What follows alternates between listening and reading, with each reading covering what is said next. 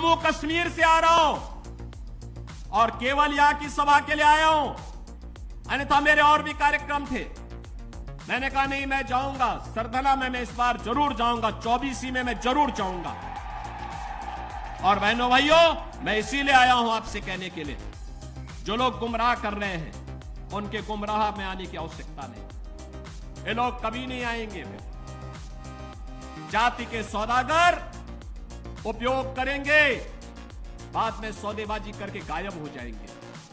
हमें किसी भी ऐसे व्यक्ति के बहकावे में नहीं आना है जिससे हमारा राष्ट्र धर्म खतरे में आए।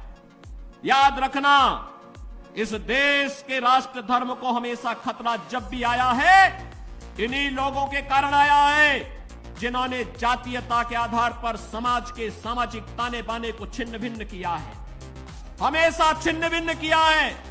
और बहनों और भाइयों, मैं आपको इस बात के लिए आश्वस्त करता हूं कि कोई माए के लाल बाल बांका नहीं कर सकता है। सुरक्षा की इतनी पुख्ता व्यवस्था हमने की है यूपी के अंदर।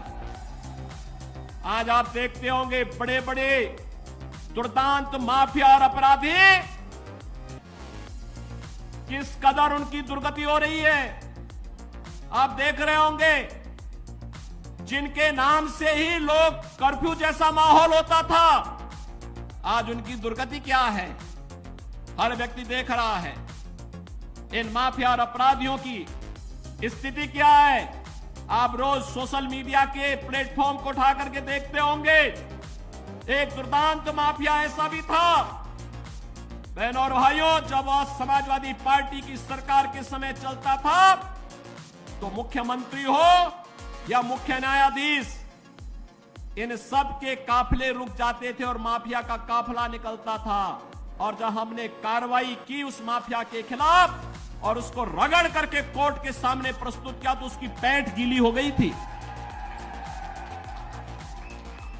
उसकी पैंट गीली हो गई थी।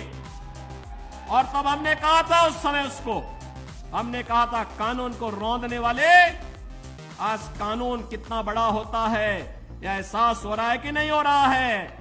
और निर्दोष लोगों को मारोगे तो मिट्टी भी नहीं मिल पाएगी। और बहनों और भाइयों, इसीलिए मैं आया हूं आपसे कहने के लिए,